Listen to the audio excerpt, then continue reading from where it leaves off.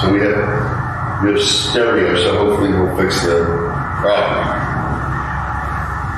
We're kicking down the road, right? Yeah, hopefully not. Hopefully not.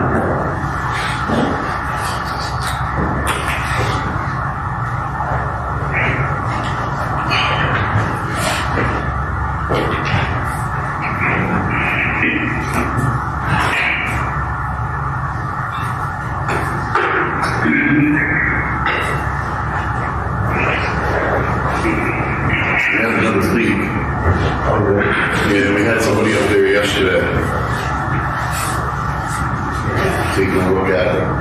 Nothing like a driving range.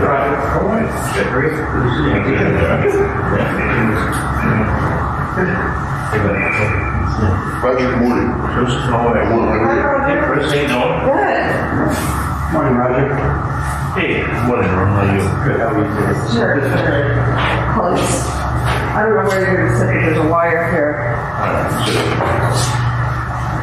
Chris, John, John Lyman is back. Okay, good. He's on Thank you. it. How long is he? It was a 2-week plan. 2 days because we're not back. So it was supposed to be. When I had, So it's 14, 16 days. Not a bad place to get every year. further. And when I advertised it, Although, I have the right dates here. are the rooms booked? Were they able to stay in the room? Did they have a room? He said that the facility that they gave timeshare, it was 20%. Well, we did a little bit of press. Mexico. Yeah. They sure are. I mean, it is a little Good morning. How are you? Good. Yourself? Good. Good morning. Yeah. Do you have time after the meeting to show Greg New Street where we had a problem down there behind Dina's place? Maybe that's for the second opinion of Yes. Oh, yeah. So we need to take Greg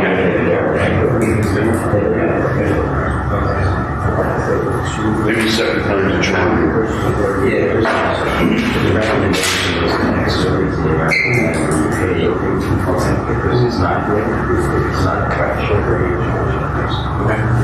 But I mean,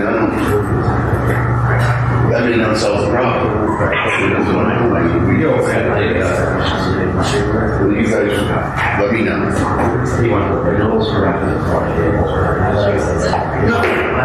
Nothing much. How about you? Kids good?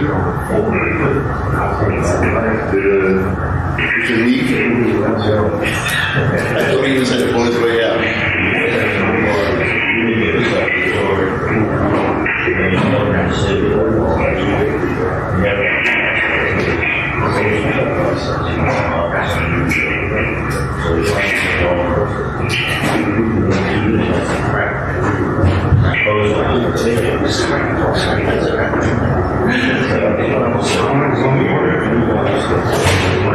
I'm certainly ready for the people. Although the last 2 weeks they've had crews that like real. Yeah, instead of one guy that comes in. Yeah. So I'm going to get back to you.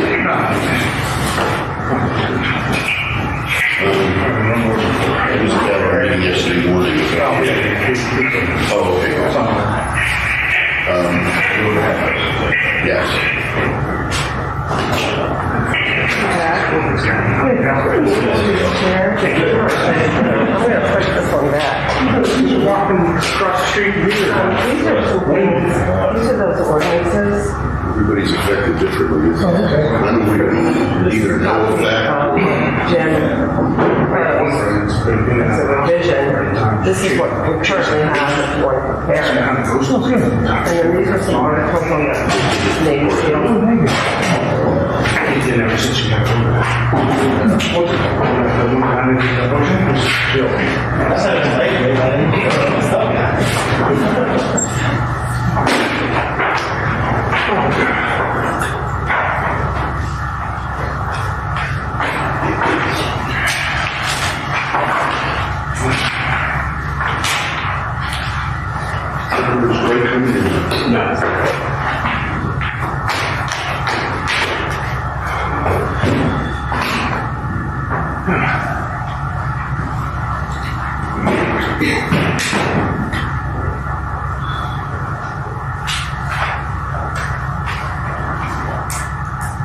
He did speak to Brian this morning, so he's coming. Ordinance or something, or showcase? Is that on? Isn't he?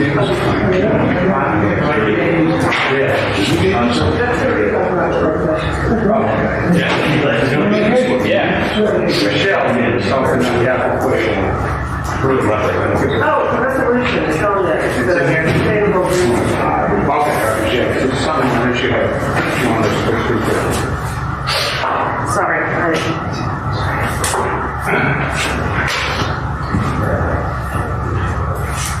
I'm gonna turn it on.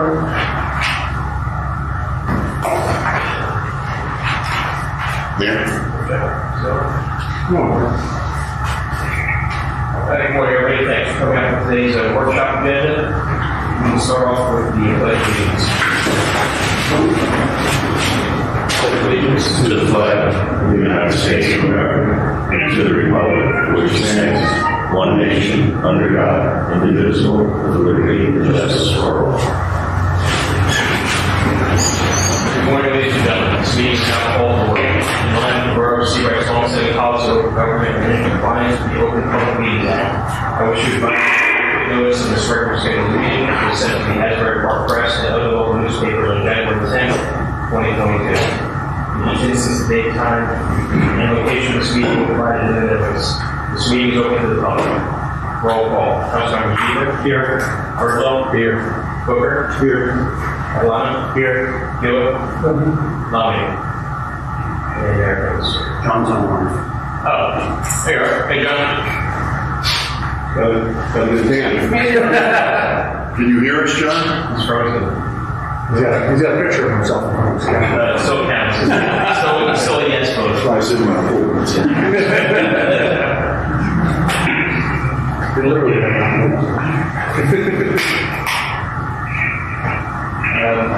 You're missing most of his mention. I'm going to text him. I'm not even going to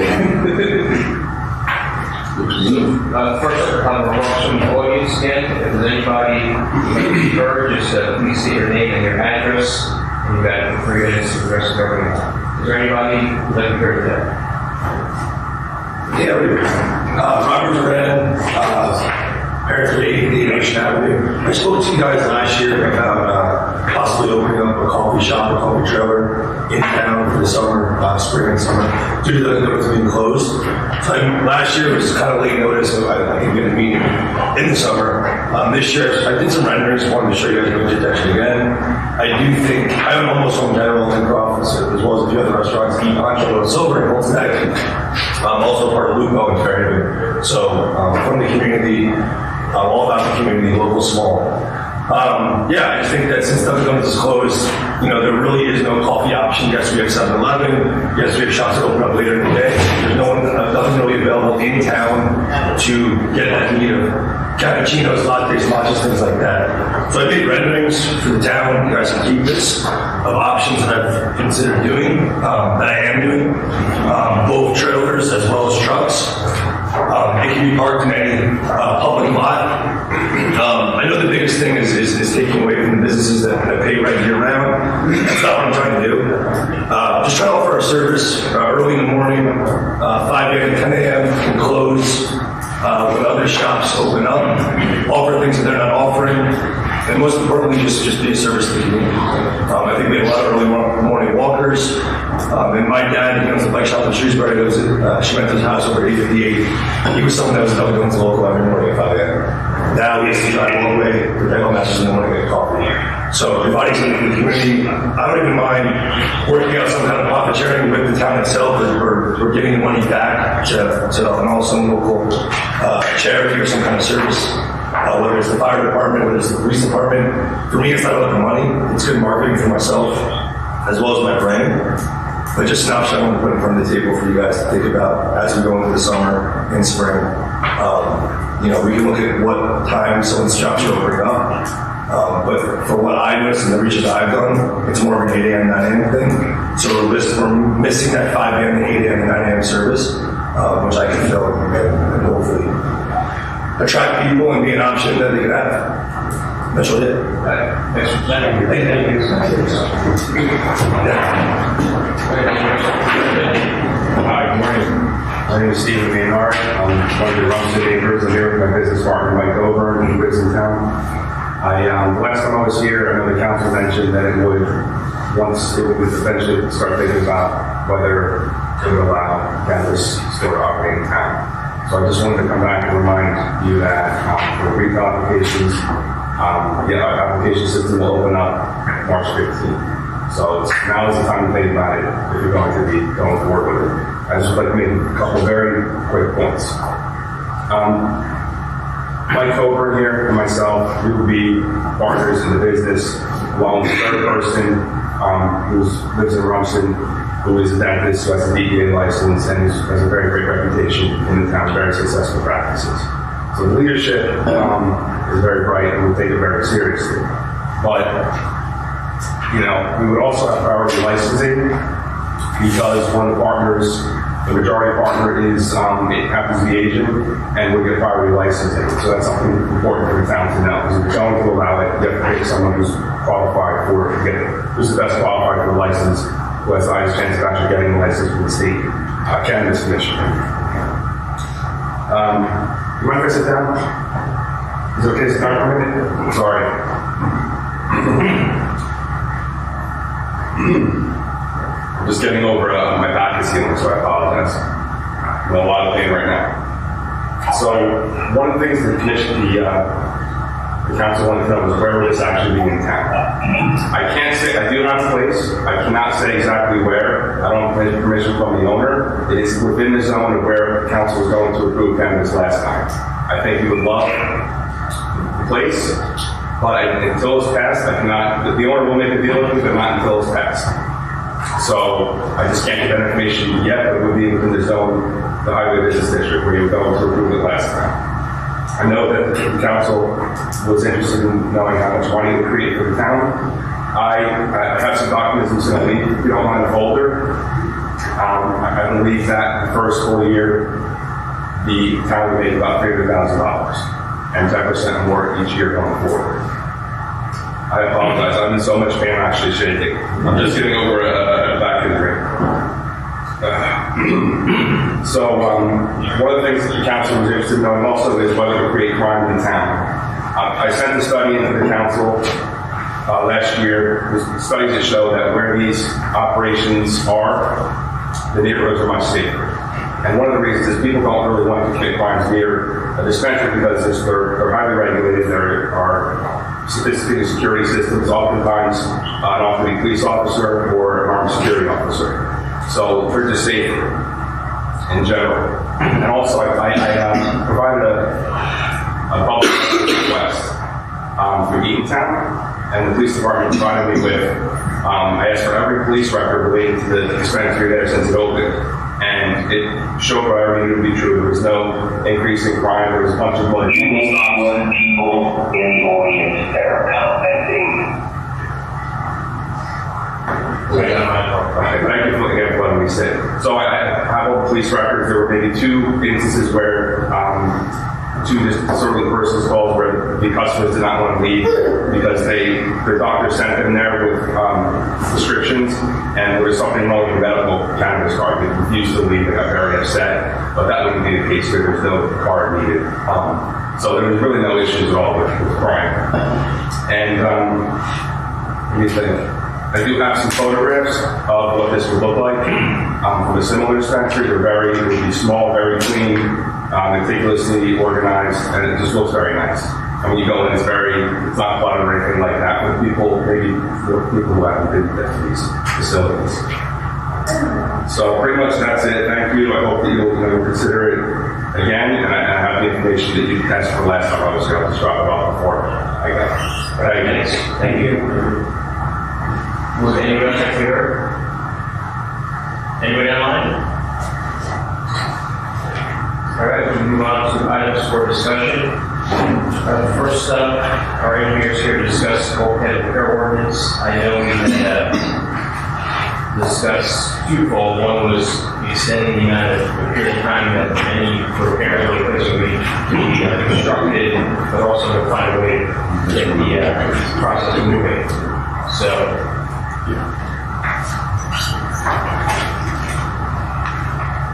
I'm sorry. was talking to Mr. McLaughlin. Trevor's here. Trevor is from CME. They're the engineering firm that did our study. Maybe they can give us a brief overview of the results of it. Also, you could touch on the municipal bulkheads, because that was not in the last go-around. And then council, I think, has heard from several residents about the timing of this, both because of the supply chain, lack of vendors, and some problems. We've been asked for some consideration for a pause, at least in the construction portion of the bulkhead project.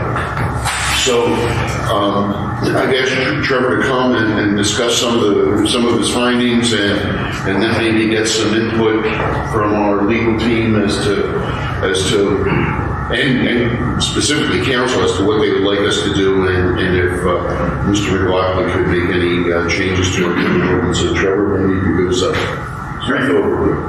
Thanks, Joe. So we prepared a report dated September 20th, 2021. In the summer, we did via boat go to each of the properties along the river, and then inspect each of the properties. The report includes a summary of every property, the type of bulkhead that is on each property. And then we also identified 25 properties that we feel under the ordinance were deficient. 25 of those properties, 9 of them we required further review.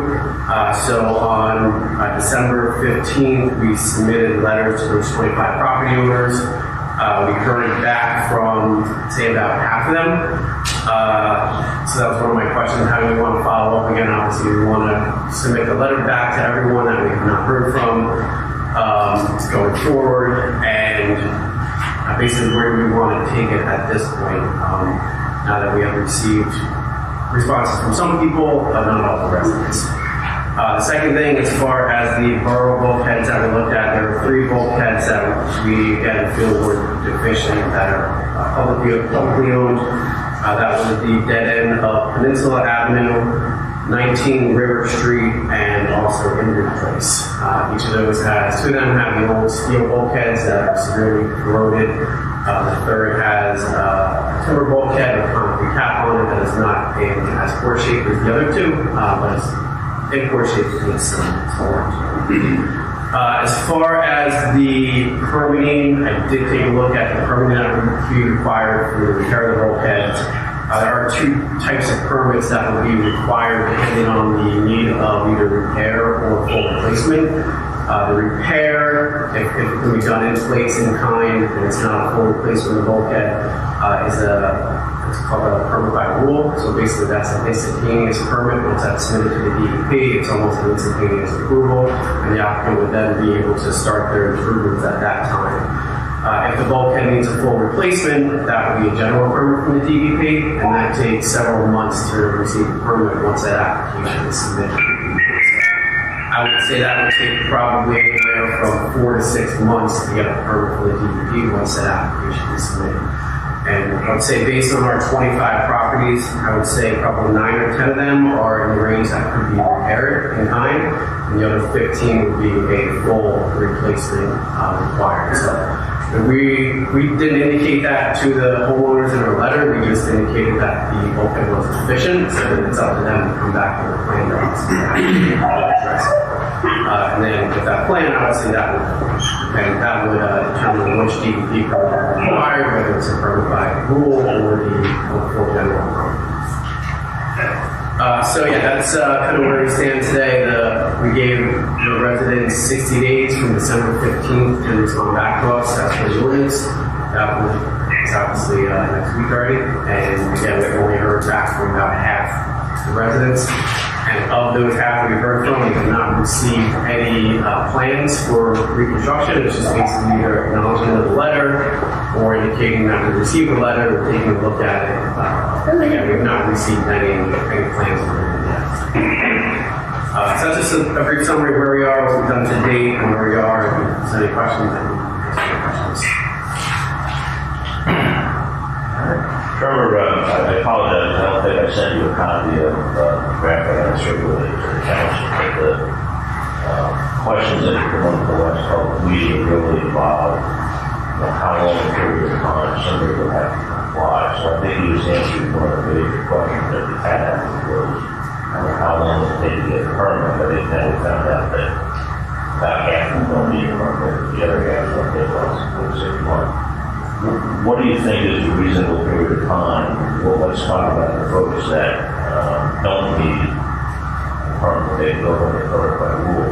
What's a reasonable period of time for somebody to be able to come up with a corrective plan for the review of your So I think a corrected plan, and obviously I have to hire, since this is a hiring engineer, you go out and survey the property, plan together.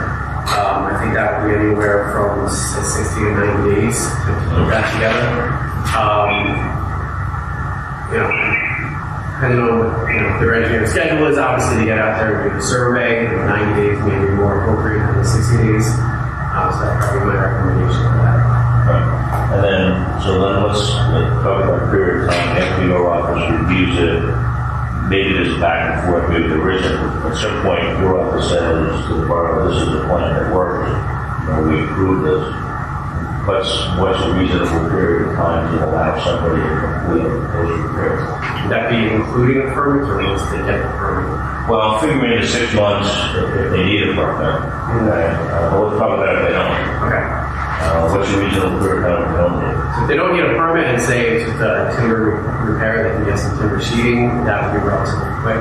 If it's steel delivery right now because of the supply chain, it's definitely an issue. You get steel sheeting, so we looked at a bulkhead project recently and it was going to take 4 months just to get the steel sheeting that we needed.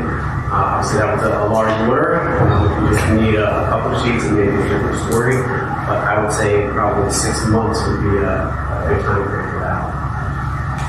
And then if it was a permit necessary, you're really talking 6 plus seconds. Yeah, it's almost a year, correct.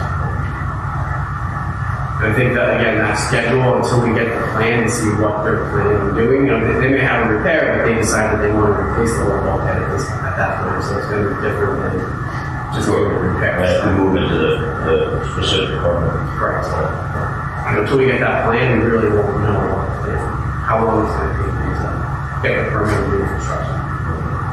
The other question I came up, and this may be one that's impossible to answer, but one observation that we made by one of the folks that came to the last council meeting is that if we put it off for a year, it might be cheaper for folks to do this because hopefully prices are going to be coming down from the pandemic on. Do you see that trend? Does that make sense? Yeah, right now it makes sense because of the supply chain. So just get the steel is difficult. I'm sure the steel prices are more expensive now than they would be previously.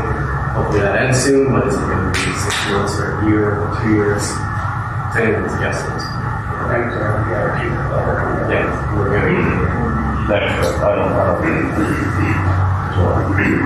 Does anybody have questions? Trevor, just a quick one. First of all, great report. Thank you. You answered most of my questions in your summary there. Just as a rule of thumb, what is the average cost of new bulkhead per foot? I believe steel is from some municipal prices, so it's probably a little bit more than a private homeowner, but somewhere $1,200 a foot for a steel bulkhead. Installed. Timber is obviously much cheaper than that. I don't have a price for timber off the top of my head. Okay, somewhere say between $500 and $1,200. Are you aware of what's going on in any other towns that are dealing with the same situation that we just look at for reference purposes? There is one town that we represent, Barnett Township, and they have a fairly decent bulkhead. They have a lot of lagoon properties. I can take a look at that.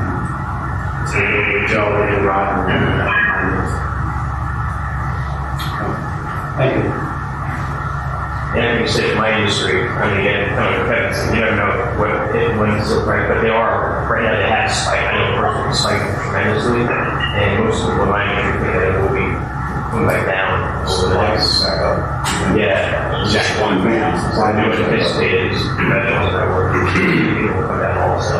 So if we say like, general as a general consensus or general rule of thumb here for this ordinance right now, let's say we push it off 6 months and then start whatever numbers are in the ordinance from here on out. So let's say for instance, in the ordinance that Roger provided us, in 2B, let's say it's 90 days for them to give us a plan.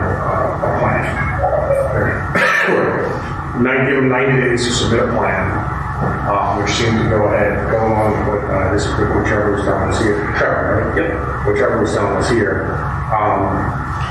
So I think that will fit that. So like 6 months, so it'll be 9 months then to submit a plan, and then depending on whether or not they need a full permit, then you add either another 6 months, or if they don't need a permit, then from there we continue on our numbers. And let's say it's like 180 days to build it, which is worst case scenario. From what Trevor mentioned, it sounds like 6 months is 180 days. So those that don't have a full replacement, they just need a quick repair or something, well, that's great, they've got 6 months to do it. But those that have to do a full repair, they've got 6 months to do it, so that's more reasonable for them. So the folks that don't have, we have to, I think whatever we put in here, we have to do the worst case scenario. So if somebody needs to pull out the entire bulkhead and put a new bulkhead in, that's what we have to gear for. What's it going to take that person to do? Yeah, I mean, I think we could differentiate. Can we? Yeah, I think we could provide the depending on permit or 2 tracks, the repair track and the replacement track.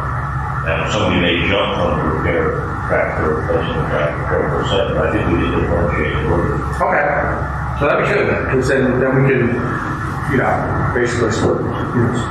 Yeah, but I think it makes it more reasonable because we're kind of tracking what the reality is as opposed to some arbitrary number. Yeah, so the replacement where the additional cost is going to be anyway if prices are inflated for any reason. Repair isn't necessarily going to break the bank for anybody. So I think we're pushing the numbers out a little bit. One of the things that was in here too is on letter E here, where it's like if they fail to do anything, blah blah blah blah, and now the town starts to take over. We're submitting plans and we're doing an engineering plan.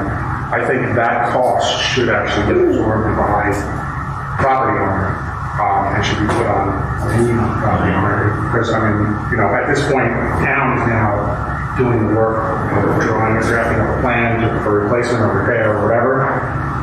And then one of the other pieces here that I had a question on is on letter F. There are a number of different dates in here.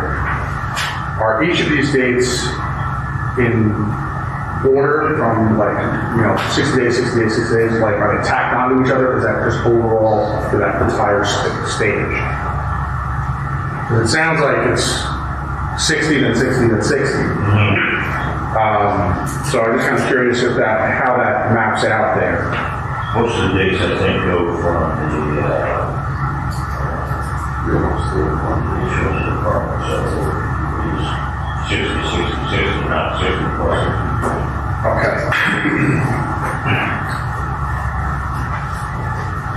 Again, I have to look at them again, and again, we have to double track that.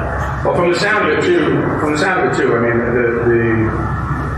we have, I think in here it says 60 days period to provide proof that they've applied for the permit. I think that from the sound of it, that seems a little excessive. 60 days, 60 days to do that. I think they could probably, once we give them the notification, they probably apply for a permit within 15 days. Or at least 30 days. It sounds like pretty good. We can provide that. That's a really good question. How long is it? I asked you about the repair, but let's say you have to apply for a permit. Where does it take to do that? I mean, you have to have a complete engineering plan in order to apply, or how does that? I think for the replacements, obviously we need a full engineering plan to be submitted to the DEP. For the repair work, it's just a matter of fixing some timber. We may not need an engineer for that, but I'd say the majority of these are going to need an engineer. Well, it's not so much a response back that they got the permit, that just that they applied, they've started the process. Right. So if they need a plan before they can start the process, then we need to adjust where those numbers fall. Right. Yeah, so it's not to add a whole other level to it, but maybe just a response from the property owner that they received the letter and they're looking Like an acknowledgement? or acknowledgement that they received it, and then move on to the next step after that, which is. I think it makes sense to start the clock. Yeah. Once everybody's on board. So as soon as they acknowledge that they've gotten the blah, blah, blah, then that's when the clock starts and they move forward. If we can't get a hold of the owner, which may happen in a number of these properties right now, what do we do then? I mean, if we can't get a hold of the property owner, and they can't acknowledge, or they refuse to acknowledge the letter, how do we move forward? Well, it depends on what the status of the ownership is. Somebody has to own the property, so we have to investigate who that is and how to get to that, how to get notice of that. It would depend on the circumstances. If somebody's going to own it somewhere. Right, but I mean, We saw the list. We knew the 25 people we know. We do. Yeah. So that we don't know. well, but even still, then, I mean, if we don't start the clock until they acknowledge the letter, or they acknowledge the fact that we told them Well, there's a problem. the clock has to start with this simple. Okay. I think that's the only reason we're approaching it. Is that if the clock starts, we may want to give the next number of days to acknowledge that they received it, and X number of days from that point come up with a plan. But I think the clock has to start. Unless we have an issue with ownership, apparently we don't, it should start when the notice is given. Okay. So, Roger, a couple things. One, it sounds like we're doing a reset right now, which means the letters that are out there, and people are responding and kind of moving at this point, if I understand. Because we're going to do a reset on your I don't think you have to reset, no. I mean, we've given notice, But we can't hold them accountable to the dates that were the original letters, is that correct? well, no. Well, yes, you can if you don't change the ordinance. I think If you want to change the ordinance, then you reset, but you don't have to start with your notice, or you receive notice. It sounds like we're planning on redoing the ordinance. And I read it, I thought it was very well written, and you basically asked us timelines as to what we want to complete. And that's really all we're doing. I mean, we're not going to redo the substance of it. It's going to be a question of what's the timeline for compliance. So just so we're clear amongst ourselves, the Trevor was interested in understanding, what do we do with people who respond? Well, it sounds like we're not going to kick in the penalties that were in that ordinance, the original ordinance, because we're talking about resetting the whole clock right now. No, yeah, that's right. Penalties are due several. Right, so point number one, it sounds like we're doing a bit of a reset, at least to me. Point number two, Kevin suggested, and I don't know if we want to do this, that we wait a period of time to allow the supply chain to improve before we actually send the letters. I want to understand whether or not that's what we're saying. And if we are saying that, then in that period of time, we together will work this ordinance and get it updated, consistent with Trevor's recommendations and our desires. Is that fair to say? I don't know. I don't think I didn't understand it that way. I think it was like a letter, just having more time to look into it. Well, yeah, well, that's one thing. The one thing I stated is kind of bump the entire process 6 months to allow for the supply chain to kind of settle out a little bit. So we've already issued the letters. So now, technically, that would give them 6 months to now apply to those letters. So if we need, within 6 months, we need a plan, X, Y, and Z. So whatever our initial date was for getting a plan in place and getting the permits in place and everything like that, that is now a deadline of 6 months from now. So they now need to have a plan in place. They have to have permits in place, which should give them sufficient time to do the permits if they have to do a replacement because they're 6 months out. So now, in 6 months, that's when we start the clock on either you start your project or we step in. And that's where we need to that's where the penalties start to accrue from that point on. Yeah, we have to be very clear here, because this is going to be painful. It's the right thing to do, but it's going to be painful. And if we have a prior letter that's out there floating around at the same time we're rethinking the ordinance, I think it puts everybody in a working position. Us on enforcement and them on execution. So I think we have to, we're not here at this meeting because we don't have the time, but we have to decide actually how we want to handle it. Because we have some people now that are not responding. Are we doing anything about that? I think we got to be careful we don't overcomplicate this thing. And we have to be clear what we want to do. Could we just amend the ordinance and then send a new letter to everybody, just stating updated timeframes? So that, the kickoff date's the same, but if we amend things, we just clarify, send a new letter, saying, in light of, supply chain and blah, we just amend that. Yeah, I think step one is to change the ordinance to revise the timeframe. For future. Yeah, and that gives you a little time to think about that issue, because, obviously a couple options here. If we want to do it, or restart, then we can do it. But that'll give you a little time to think about it.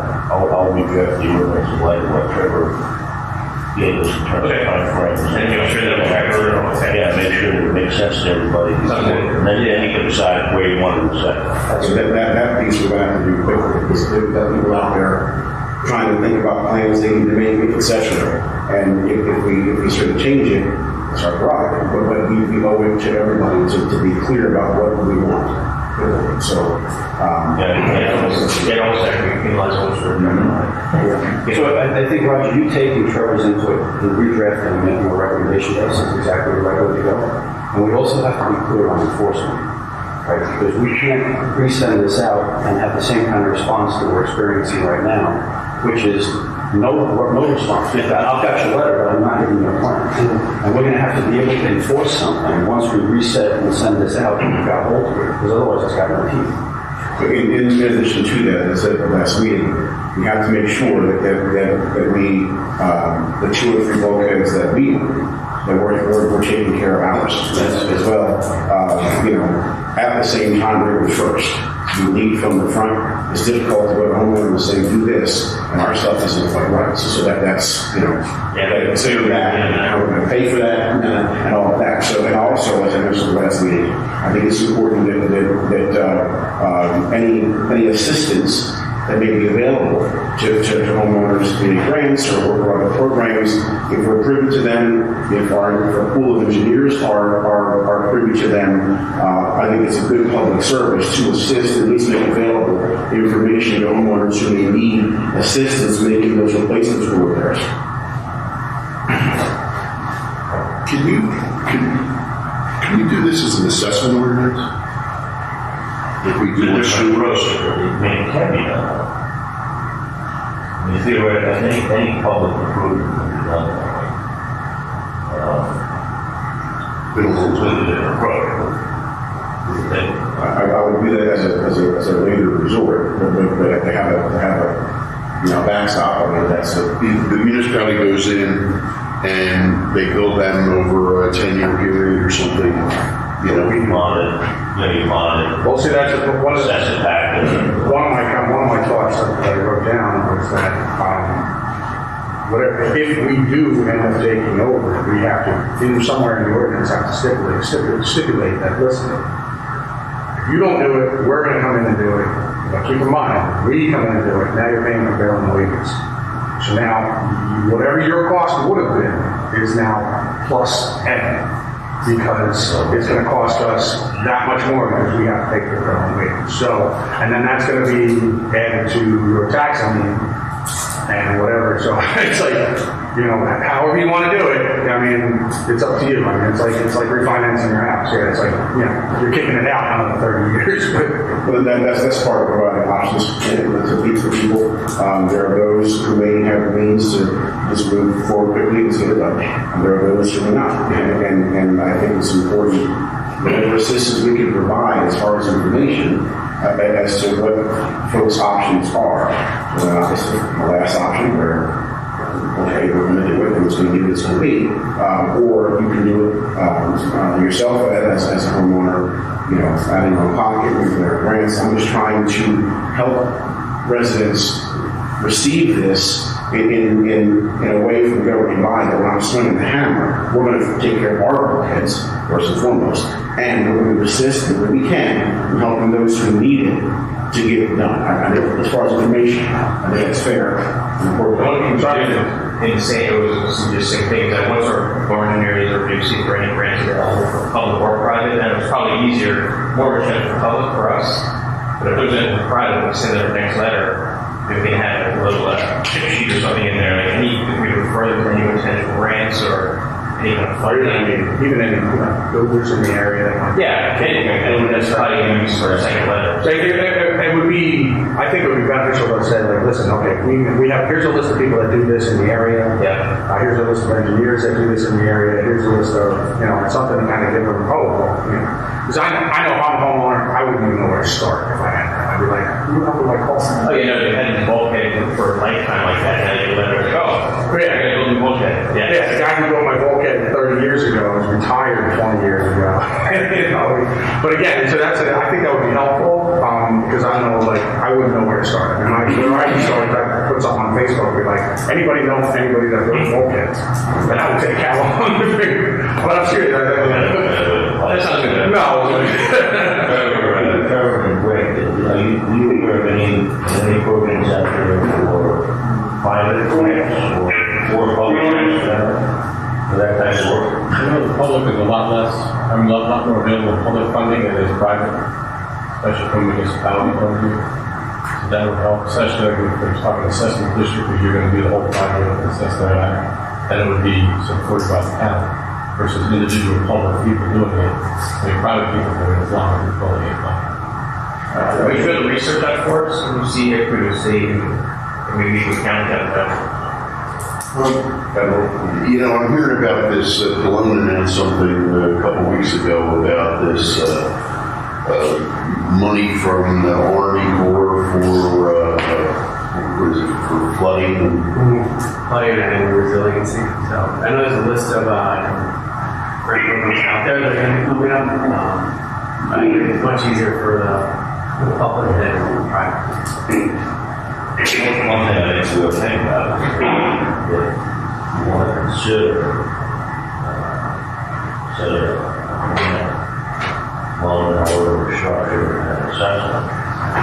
Better consider that up front rather than and we figure out what it is we're not going to do, I mean, that would be very cumbersome trying to do it in part.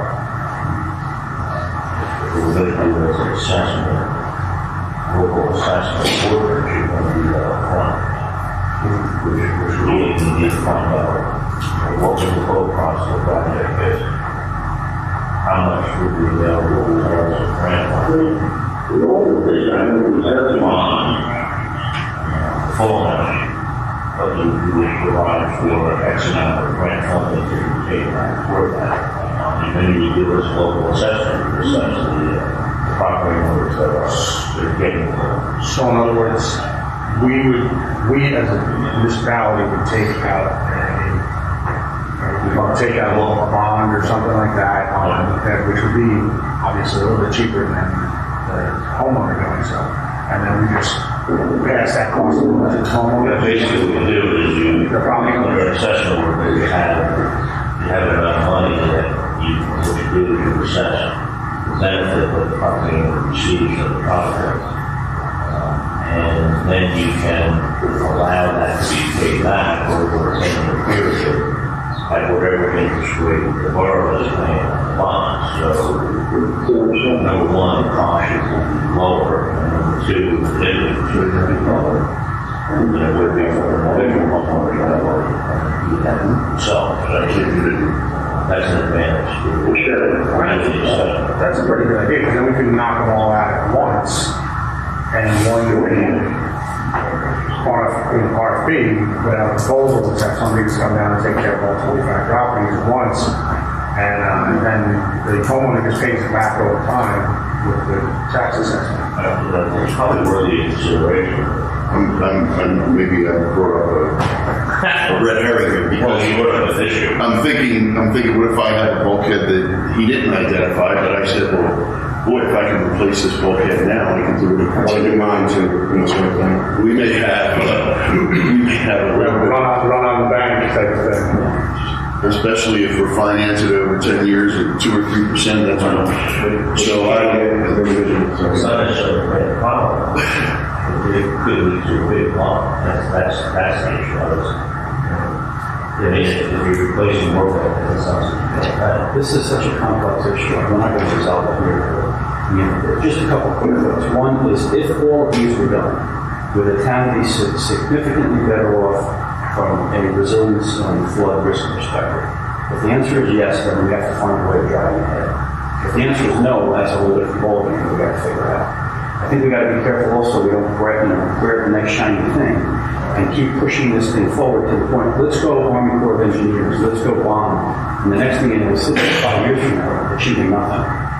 If this is the primary risk to the town, we've got to figure the most practical and reasonable way to do it. And I think, I've heard talk about in the past, well, if there was funding from below and the Army Corps of Engineers came in, well, half of those people would say, I don't want to bulkhead that by not touching my property. And then the whole plan falls apart. So I think the path we're on right here is a good one. You've got input, you're going to update the ordinance that we're going to review. We're going to figure out how we handle people who already put it out to, whether or not we want to delay it or because of supply chain, and then get the ball rolling. To me, at least listening to the conversation in the beginning, it sounds like the most effective, yet painful for the homeowner to get this issue resolved, but they are responsible for their property. Does that make sense? I think. Is there a way to give them to give them the option of doing, like Joe said, the assessment then, where some property owners may not have the ability to do those repairs right now, but they can afford X amount of dollars per year. I'll take a look at that. So there's a sidebar. I think. Yeah, it's separate. Yeah, Just in case that might be in the next letter that is the case. yeah. But something to say. Listen, we understand that whatever Okay. times are tough and blah blah blah blah blah, and you may not have the funding to get this done. In that case, if you want to, we can look at this option B. But for most people, chances are they're going to go with option A because they have more control over it. They have more, because then you don't end up with a situation that we had years ago. Because then if we start taking over, then the property owner loses control of the project. There were public access problems with that as well, remember? Yeah. All right, so If you took the Army Corps money. all right. You're all set, Roger, for now? Yep. Easy. Thank you. Thank you. Thanks, Joe.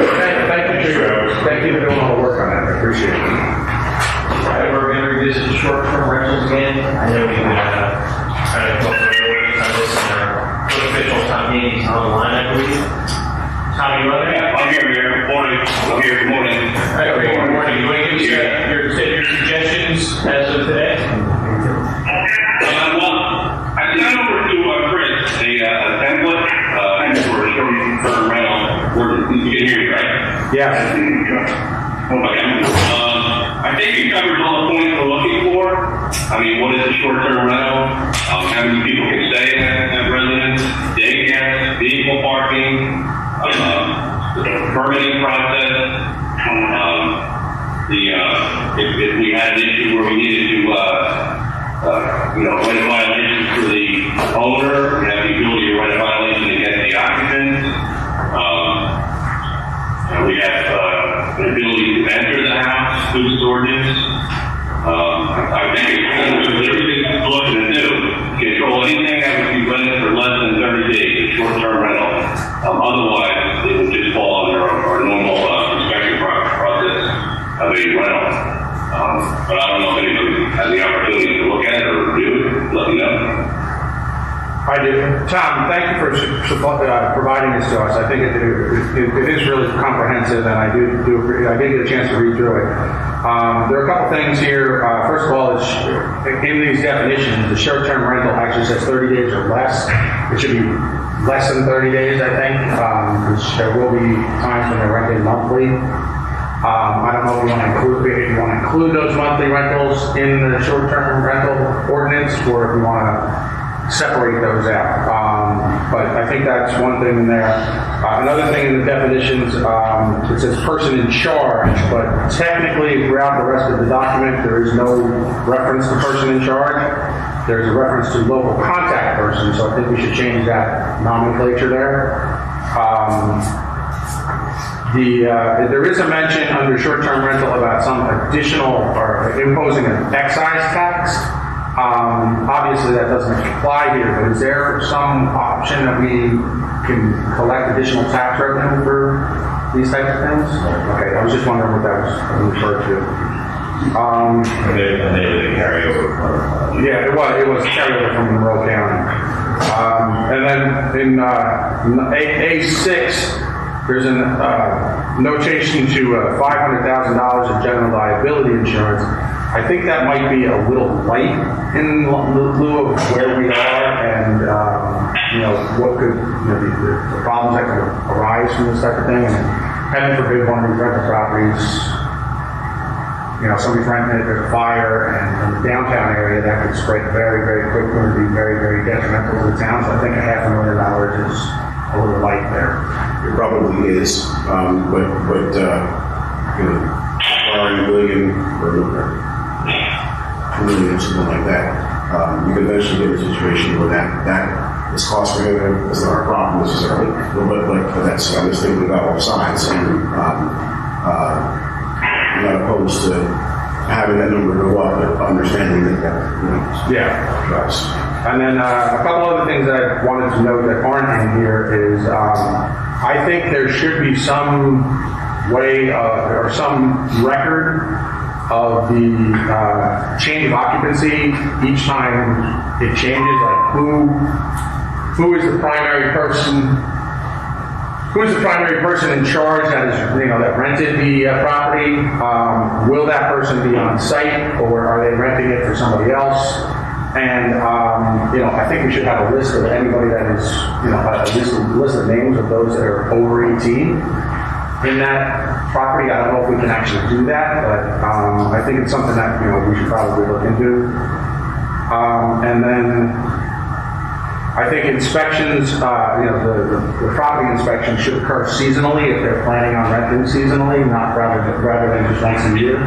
So a lot of these properties will rent, they'll do summer rentals, winter rentals, which is, obviously May to September and then September to May. If they're going to do it that way, they should have, two times a year, but if they're going to separate it out to, spring, fall, winter, whatever, blah, blah, blah, they should have an inspection, at the beginning of each season. So, but those are my thoughts. On what was provided there, and, feel free to share. Yeah, if you could write that down and, just forward it. I mean, the short-term rental will be anything less than 30 days. The last time we had, as far as somebody running seasonal, summer rental and winter rental, that would just be our normal inspection. Where we were going twice a year. As far as the insurance, refer to Roger on that. I don't know, we did just kind of the boilerplate ordinance. The 24-hour contact person. I mean, that's somebody. That's a good thing. Your other point, the occupants each time, they would have to supply it every time there's a change of occupancy, that information to people that are staying for that period of time, and it would be updating our system so we keep track of who's in there. So we would address that. Yeah, I think that aspect of it is more of a safety issue. 100%, yeah. We are a shore community, and heaven forbid something happens somewhere in one of the local establishments here, and the police have a name and a description and know the guy staying in an Airbnb. Well, it would be a lot easier to find him. That's exactly how the police concerned. They want to know something happened, who's in that house. So we would get all that information. That's part of the permitting process, that they have to supply every time there's a change. The people who are saying, their names, their contact information. Tom, it's Joe. We had an administrative meeting yesterday, and we talked a little bit about this. And how do we, if you go on, VRBO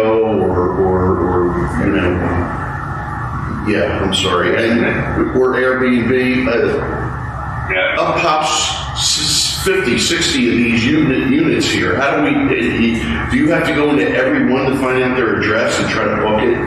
Or when you were telling me that? Yeah, so Joe, Tom, this is early. I have actually gone on Airbnb and VRBO for Seabright and have found dozens of units that you can rent. And some of them you can rent on a nightly basis, some of them on a weekly basis, and some of them longer than that. So in response to Joe's question, to me there's two things. One, what is our shortest term rental that we want to permit in the town? Most towns seem to be going to a week or longer. I hear reports from people in this town that nightly rentals are a problem. This ordinance seems to be mostly, 30 days or less. But I think it has to be clear on how we're actually going to handle the shortest term. And then can we actually enforce it? Let's say weekly is our shortest, which I happen to be in favor of. Does that mean every week we would need new paperwork on who's going to be in the unit? And do we have the ability to actually track and enforce that kind of thing? If it's 6 months... Yeah, go ahead. through our system, we do have a housing inspection program system. I don't know how to get short and stuff at the moment. We can have that information could be entered into our system, so weekly. And then that's what the council has to decide. They want, that's a good point. You want to limit it to a week or overnight. When we do receive complaints on any overnight stays, we send a notice of violation to the homeowners. Let them know, listen, at this point in time, you are required to get a CO every time you change your occupancy. So this ordinance would address that overnight, that weekly, that type of stay. And do you want to do that? And how long? Yeah, so I'll just give you a reaction. I'll try and keep this short. My own opinion is we should avoid nightly rentals if we can. Because it's both going to create a situation for the residents that live close by, and it's also going to create an enforcement nightmare for us. And I don't think we want to have an ordinance that we can't enforce where it's so much difficulty to do that we don't do it. So I think we should discuss and decide on what a short-term rental can be, how short. Other towns have gone to a week or longer, like I said. And I don't know how close we are in making that decision, if that's up for discussion or not. And I know there are some owners of Airbnbs that will not be happy with that, but our most important thing has to be protection for the residents, enforceable by the town, and safety for everybody. Well, one of the things with eliminating nightly rentals is, this town's pretty big on wedding venues. A lot of the beach clubs have weddings and stuff like that, so you do get a lot of nightly people that are coming in for a wedding. So they want to rent a house that has, 5 or 6 rooms or whatever it might have, and they'll rent the house for the family, for the family that's being, for people that are getting married and stuff like that. The other thing is too, we discussed before that in the short time, we can rent for Exactly. So I would say, I don't have a problem eliminating nightly, maybe weekend at most, or 3 days, where 3 days is the minimum, or 2 days is the minimum. But like somebody coming in and rent on Friday, and then a new person coming in on Saturday.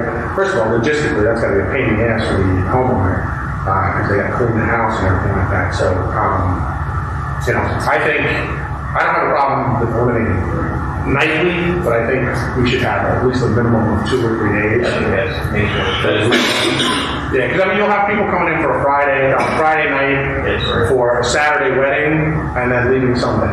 But what, as far as the enforcement side, it's a cheaper category here. Do you have any thoughts on this as far as the enforcement side? We would follow Tom Hagen's lead. If there is no actual complaint, or we don't get called to the house, there's no way that we're going to know that it was an Airbnb or an incident going on there. It would have to be, someone would have to initiate the call to the house. We would go there, we look what's going on. We can look at it that way, but unless something is initiated, there is no way you would know it's an Airbnb, nor can we even enforce it at this point.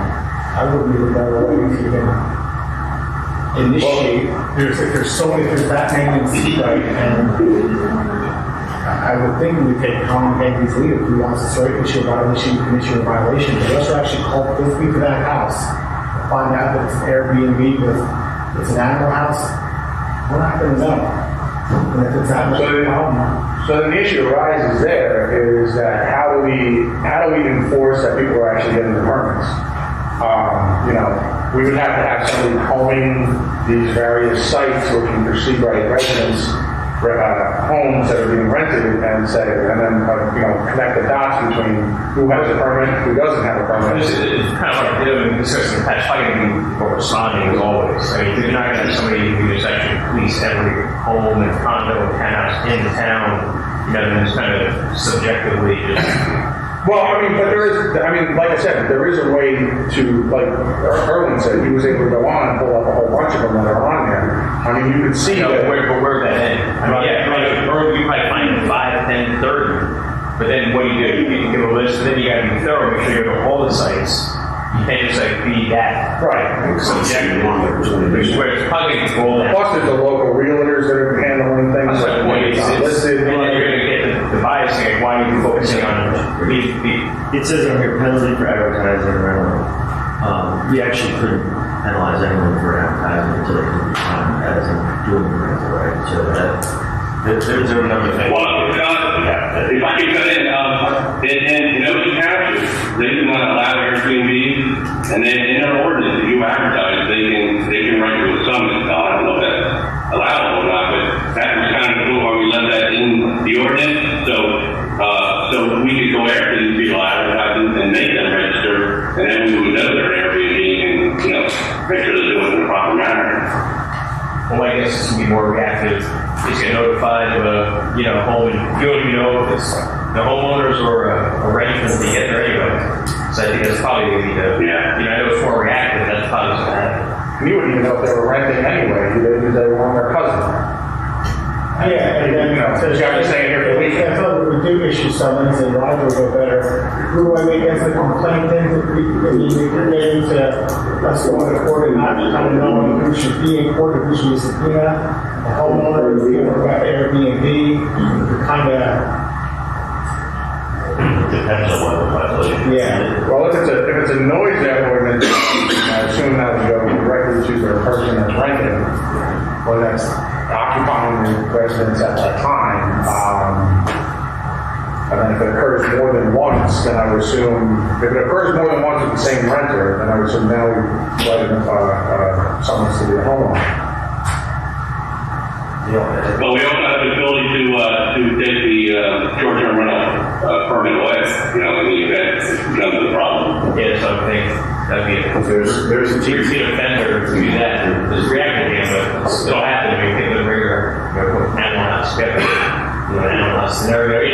If you pull complaints, if I could just say, writing someone noise ordinance is easy. We know who is the violation. We know who can. That's easy. But writing someone for disorderly conduct of this animal house. That's easy, but the actual violation for the Airbnb itself would be something more to the code enforcement that we would take Tom Hagen's lead. The criminal violations, they're easy for us to do. That's not a problem, we do all the time. It's the actual violation for the Airbnb itself is something we would have to take Tom's lead on, which we actually do. Okay. Mayor, can I make a suggestion? So, as Joe said before, on the administration committee, one of the main things we're looking at right now is code enforcement. Can we, for the sake of this one, take an action to have that group and the appropriate people, Tom and the police department and others, put together a recommendation here, and bring that back to the council, and include Roger's comments as well, because we can debate this all day, but I think getting it offline and having the right people, and I can see that some towns say 0, we don't want to do that. Some towns say 1 night, we may not want to do that. We have to find some sort of middle ground, and I think Kevin's point is good. A 3-day rental is not a bad thing for the town, because it brings people in, it's good for the merchants, and hopefully it's 3 days, not overnight. Animal house thing. Yeah. So could we take this offline, put all those pieces together? Kevin's also on that committee. Yeah, the one thing to look at too is that you mentioned increasing the insurance limits, which I just don't know what the implications of that are before you make a knee-jerk thing. So yeah, make it $1 million, make it $2 million. Yeah. We want to be realistic. The whole scenario running down the city block is too realistic, but the sequence, I look at that more carefully before just saying, yeah, it sounds good, let's increase it. Yeah. It sounds like the hardest thing that we're going to struggle with is enforcement. If we get too cumbersome, you're absolutely right. Yeah. I mean, why are we doing it? We're doing it really to find out who's renting and who is responsible for that rental and register. Maybe we're getting too. This is way too much regulation. Yeah. If we can get to who's the Airbnb, who's renting their house, and who's responsible a 24/7 contact for that house. Right. Those are. Everything else, I don't know that Tom could do it. We'll watch Karen run down the street screaming. The one thing Chief and Tom, I know we agree to have a point of contact as a renter, which makes sense. But do we really want to? Do we really have to have everybody listed in that house who might or might not be there? Or say a weekend rental, do we need to have a list of all 5 people staying there, or is just a point of contact sufficient? Now, you need all the people that are staying there. One, I'm just going to make sure they're not overcrowding the home. 2-bedroom house, but it was people in there. So yeah, we want the list of people who are staying there. And in this ordinance, it does also address, the day visitors too. So, somebody can have a backyard party and not having 200 people at their house when they're running. It covers that too. We just can't. All right, Tom, sounds good. We just can't make this so hard. We just scramble our heads. We have to be able to. Well, that's like some of these, some of these ordinance ones for years and years of, critical analyses, we don't do anything. I know. All right. So we'll take that, and we're just about at that point. We're taking this down, we've been kicking this can for about 3 years now, so. Yep. We'll get it. So the committee will meet together, we'll try to fit it out and get the key points and dates and come back with a recommendation. Yep, that's it. And I'll be in touch. And we do. Thank you, Tom. Thanks, everyone. March 9th, right? You're gonna be. Yes. Great, thank you, thanks everyone. All right, thanks. Manager, we're back to you for capital projects update. No, not much of an update, Mayor, from the last meeting. Our projects are winding down. We haven't really started any major new ones yet. So we have a pretty full agenda here in a closed session, so I'll leave it with that. The one thing I wanted to mention was that if you notice that we're flying half mast because if anyone noticed last week a seal died during training. Navy SEAL died during training last week. It was just throwing healthy, so it was very frustrating for the SEALs going through. And his father, Tom, lives in Seabright, and Kyle, the SEAL who passed away actually in Jersey, died too, so we just wanted to honor him and also just to sort of condolences to his dad. So we called Chad earlier, and Chad was last 4.5 max, so sort of mention that. Have we offered any sort of Christmas developments from the referral to the family? Not for knowledge. Maybe something to consider for this.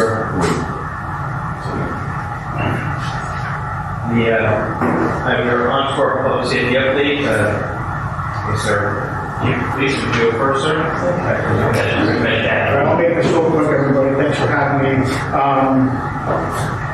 I didn't get really a chance to do a good report in January. I know we were busy, but if anybody wants to see all our calls for services and all the arrests and everything that we did, come see me. I can send you a copy. But at the end of the day, last year we had 4,932 calls for services. I'm not going to go over every single one. We're a lot. I had some conversations with Jack Healer, just public safety stuff. Over the weekend, I'm going to meet with Mike Hudson, possibly put together a CPR class and a class on the AEDs for all of our police. Chad's going to get involved. We're going to get the fire up to date, some of the first aid up to date. Also, we're going to do possibly a driver training on the ambulances, so we have more people able to drive the ambulance this summer. We don't know what our EMS is going to bring. I also had a good meeting with Councilman Booker about fireworks. It went pretty smooth. I wouldn't make an official announcement yet, but it's looking pretty good.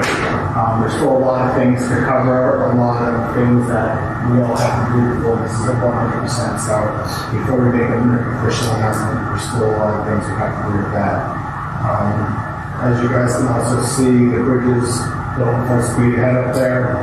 And I know everyone sees that deck in front of Tommy's name. I don't hear any noise from things. One other thing too, we're also moving forward with parking. It's coming up quick. It's coming up real fast. So we have to start ordering permits, signs, stuff like that. So we're going to start doing it. If anybody has any questions, you know where we're going. These things have to get going out. Sometimes it can take a month. Sometimes it can take 2 months. And obviously, we're earlier with parking this year. And we have to get going on it. We have 2 in the academy. They're doing good. And that's all I have for you right now. If anybody has any questions or need anything, Jack, what else did we talk about yesterday? Talk about first aid stuff.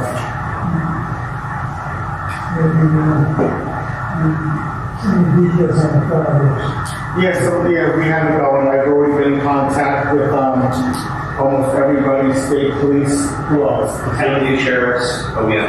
State police, sheriff, OEM. I also am waiting for a call. I just called me today. Our cost would be what, Chief? About $15,000. Right. And that would cover not only our police, it would also cover the outside agencies we have to bring in. We have to have the state police in here. We have to have some other county people come in here and work. There's no, if we want that done, we're going to require it.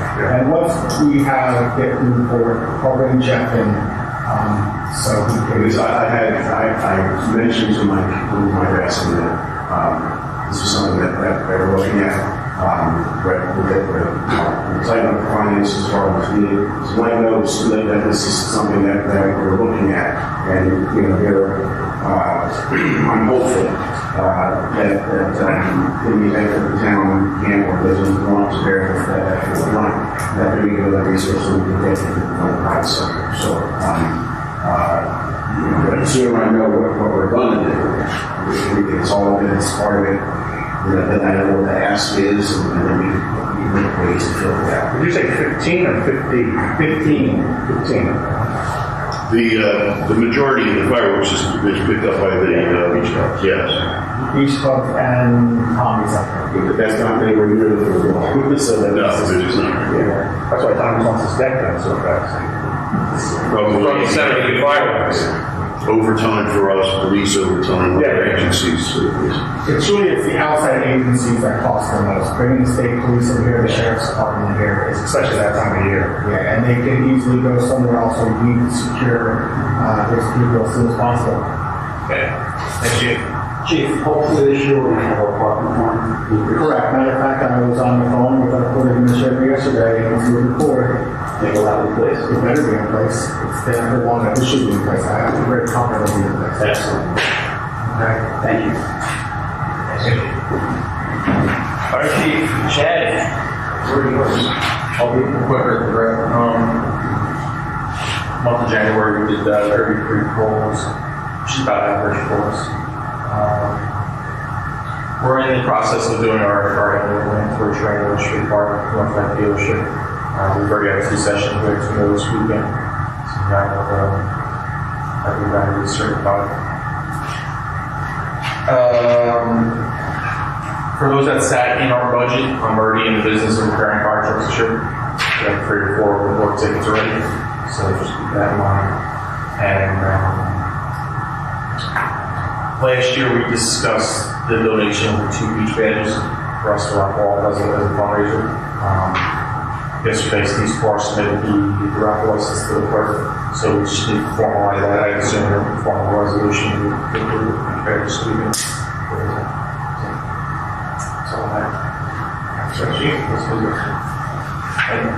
Brian, I just have one quick update on capital projects update.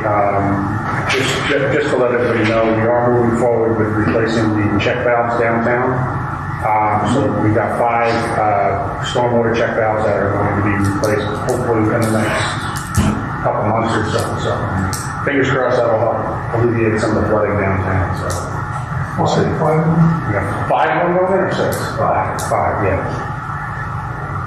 Kevin, how many does that leave that have to get addressed? I know tied up with the state is. That's all of the ones, I believe that's all the ones we have, except for Peninsula, right? Yeah, it's no sense in putting it there. Yeah, Peninsula is the only one that we have to do downtown, and the rest of them are all state-owned, so we need to work with the state to get those. And those are the ones that actually cause most of the flooding on Ocean Avenue. How many of those are there? 6. 6 is the state controlled? Yeah. Okay, thank you. We did have a call from Senator Scanlon. He got the DOT commissioner who will try to set us up a meeting. So Senator Scanlon was pretty responsive there, but it's taken so long. Right. It's Anything in New Zealand, the state is going to take forever. That's great. We've been working on the state valves for almost 2 years now. We had them, they were getting ready, and then all of a sudden they fell flat. So fingers crossed, we'll get them back in. 5 is a big thing. That's good. Yeah, we're going to continue the conversation on Woody's. I know we're all discussing the possibility of Woody's purchase, requesting the possibility to purchase the property, we expect the leasing option, and I believe it's going to be covered with the executive session. Roger, you want to give us public update?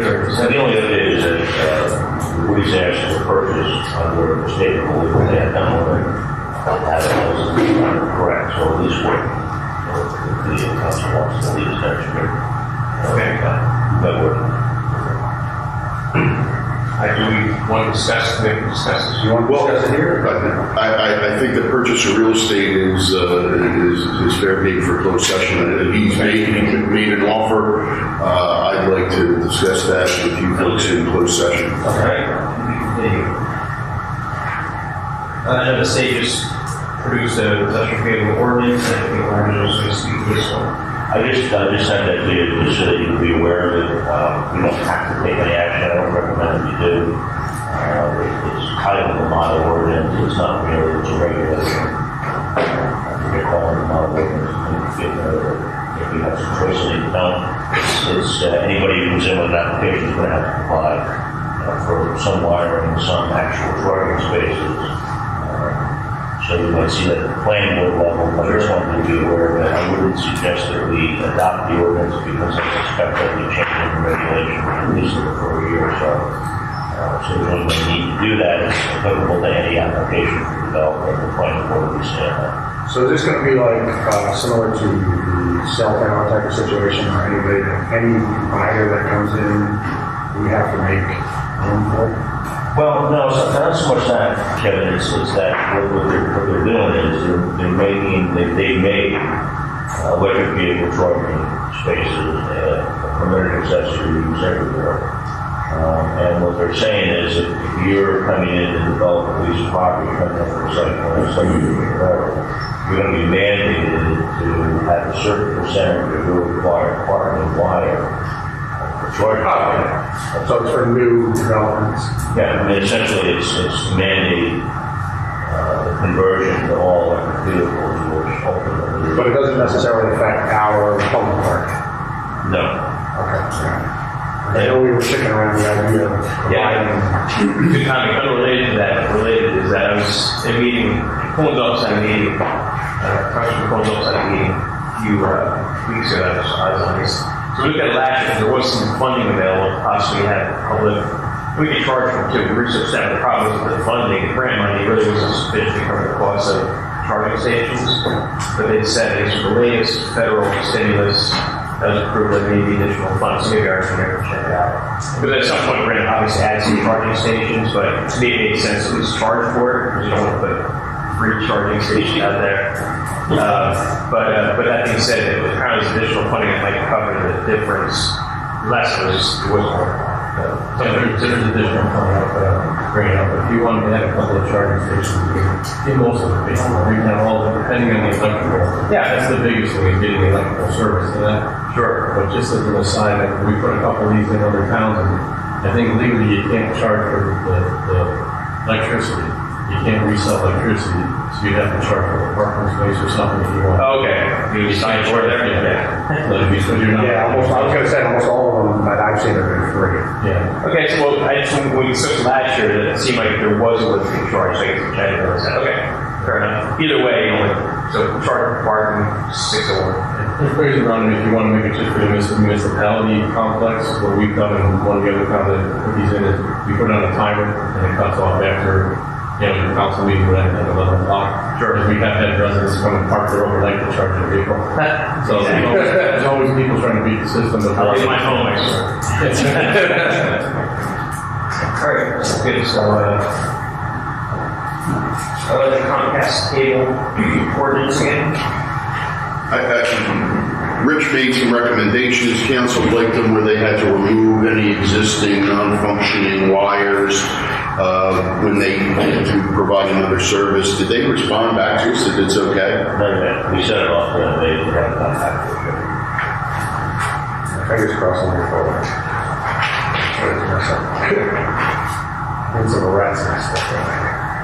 So they said this is authorizing the demo at the old cleaners across the street. 1084 Ocean Avenue. We're in the process of getting quote. Yes, we have one so far. Should we get another? No, just others so far. So hopefully we'll get another quote and we'll get back to you with a recommendation on that. All the necessary paperwork has been accomplished to do that. Now, there is an application that is pending before planning board, but they have been putting that off for about 2 years. They kicked it off. They rescheduled 7 times, I think. Yeah, so at the last planning board meeting, we agreed that this, and I know this is probably said before, but this is the last chance. This next meeting in the beginning of March is the last chance. After that, the planning board is done. And I think that's happening in parallel for this project. So if they're done, then they can show. We should be cleared up the road. If we demise it, do we have any responsibility for the property, like for any environmental issues or anything like that? We do not under the statute. That remains with the property. The cost of the demo. Cost demo gets assessed as later. Yeah. And it's briefly discussed the next one with Joe and County Sheriff Service. We have an option of whether or not to participate with the useful tax map. Yeah, Tim Anfuso is supportive of the program. It's a shared service with Monmouth County. However, while they're under the grant, it's no cost to us. At our budget hearing, Mike was talking about he didn't think it was a beneficial program to us. So I need to ask Mike to talk to Tim and come back to a recommendation on it. Because what you're at is pretty costly. Mike said it was at the budget hearing. You know, if they don't receive the grant again, it's billed to us, and we really don't know the cost. So I'm going to ask Mike to call Tim and let those two get together and make a recommendation. But this is basically all they're doing is digitizing our tax maps, right? Yeah. I think Tim's recommendation was we should do it. It's free for, any cost to us for a couple of years, but then we have no obligation to stay in if it does. All right, so as long as we stand on top of it, we do it, and then if the funding falls away, we just pull out. Let me have Tim talk to Mike at least before the next meeting. Sounds good. So if we decide to do it, we should red flag and say, we're counting. Not one of those. It'd be like your third party. Well, I mean, it could be two councils down the road, and people look at it and go, oh, we've been doing that for years. Just keep doing it, Our tax maps are very outdated though. Oh, yeah. Well, that's why. New subdivisions that come in, and they really need to be redone, so it's going to cost us. That was one of the questions I was going to ask, is this going to affect the property, the accepted property lines of people in town? Like, I mean, obviously, when we're digitized, we're going to, I don't know if we're going to rescan the the property maps and where things are, or if it's just going to take what we have and transfer it over to digital. They just take what you have and transfer over. Okay. The one thing I would caution you when you get out of the program, is it's not known yet with the county, is if you get out, do they give you a digitized copy of the tax records? I don't think they will. That's the fight they have on it. So then all of a sudden you don't have updated tax records anymore because their facility has it. So that's what you got to worry about. So if they come in and they make digitized maps, you can go to the county website, look them up, and use it. But once you don't have that ability anymore, you aren't going to access those tax maps if you don't use your service. That's we did that. Well, print them, yeah, but you still would have to have originals, which eventually one day you have to, because if you're going to modify them, like a subdivision or change in the tax map, you need the original tax map. So that's not known yet, that's the caution. That's that question we need to ask. Yeah. Thank you. As we discussed farmers market in the past, and it's always been pretty popular, successful Seabright, code we kind of knocked out. Yeah, so this came up during the Green Team meeting. It's one of those little check marks that we get for getting our Green Team green certification, whatever it is. And I know the big issue that we have with the farmers market, and we always had it in the farmers market, is it takes up a lot of space in the parking lot and eliminates a lot of parking, and it's on Thursday, and blah, blah, blah. So the thought was to, first of all, minimize it, and before you even start getting into it, is anybody for it? Show of hands, who's for it? I'm for it, conceptually. Yeah, okay. So, in that case then, the idea was to change where the layout would be. In other words, rather than having it in the parking lot, kind of minimize it and try and control what's being sold. One of the references was Monmouth Beaches Farmers Market, which is maybe like 3 or 4 vendors, and they're very specific to farmers markets, like vegetables and pickles and whatever, blah, blah, blah. And then moving that footprint from the parking lot to our basketball court. So they're in the basketball court area there, in that small sand and that small footprint there. So basically they fit in there. their vehicles get parked where they would normally get parked in a parking space, and they pay for parking. So I think it'll be a little bit better, a little bit easier to control, less wear and tear on the police department for having to move vehicles and stuff like that. So the only problem is we'll need to find somebody to help organize it. Yeah, And that's always the problem. I totally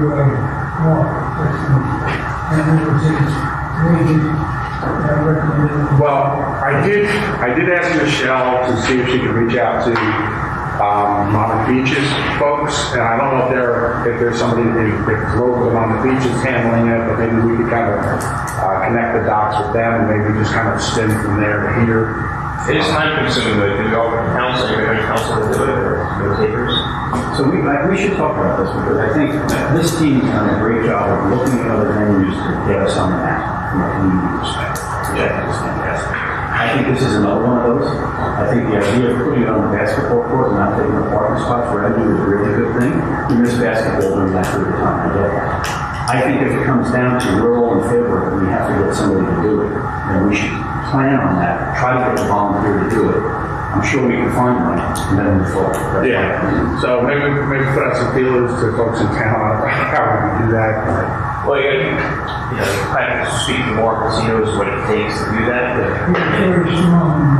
So if you don't have a volunteer managing it, you're going to be Well, that's what I said. We'll have somebody. We'll reach out to somebody at the Monmouth Beach one and see if they have one person that we can maybe reach out to there, and maybe for somebody that they may know that could help us. Well, I mean, Mark did it before, right? Well, no, Mark. No, it was a resident. Yeah. He just kind of, He was the mouthpiece for the council to get it in place and get it started. There was somebody in town managing it, and then they decided they didn't want to do it anymore because it was getting too difficult for them. So Kevin, is it fair to say, and I'd love to hear other comments, we're done, we're going to do it if we can get a volunteer, but we have I think it's not so much we're done, we're going to do it. We need to get a volunteer. We need to get a volunteer to help manage it, and then we need to figure out. From there, we need to figure out, okay, what do we want to include, and how do we get those people interested? The main reason it's on here is I wanted to get a feel from the council if it was something we wanted to pursue. Right. And it sounds like we're all good with it, so I'll work with Michelle and see if we can figure out somebody to. Great. In the conversation I had with Chris suggested you consider down behind the overall hall as a location. Well, again, it takes up parking. Yeah, We could have it one morning, maybe during the week on Friday morning, or an afternoon, and it's easier because people could just wreck a corner and park and go to the kiosk and pay for parking by 11. I think if they're in a place where they can just drive through, stop, run the cat, and leave. There's also a lot of traffic from here to people can actually come in and out. So the only issue with behind Old Grove Hall is wherever you put it, they're going to end up. The cars are going to have to loop through it. I mean, it's better for myself. Yeah, because I mean, if we did a drive-through one, that's now, but that's just that coffee. People are going to ride. That will end badly. I just keep that in mind and see how many people we get in the 6 weeks. Well, I mean, I think you could fit 6 vendors on the backside. Oh, yeah, you can fit them down there. But that's the other thing. That was the other thing too. Was one of the comments that came back was that the vendors that we had over the past year were getting a little non-farmers market. Like you had CBD guys, you had arts and crafts guys, you had blah, blah, blah. And it wasn't really farmers market back then. The whole point is we want to try and keep it to farm, produce, eggs, whatever it might be, All right. Lights on the basketball court. Sure. This is another one of mine.